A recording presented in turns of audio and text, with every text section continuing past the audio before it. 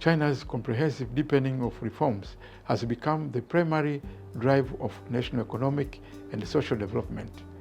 In recent years, China has introduced significant reforms measures in market economy, technological innovation, green development, and rural revitalization, achieving remarkable results. Deepening reforms is one of the key measures which keep China different from most of the countries within the world, because they focus on various areas that could bring much more efficient output towards their development. It has shown that the whole process development has been happening in China, not only in one sector, but it focuses on various departments and various fields. China's reform took into account its own specific stage of development and take it from there, and of course putting the people in the center of reforms.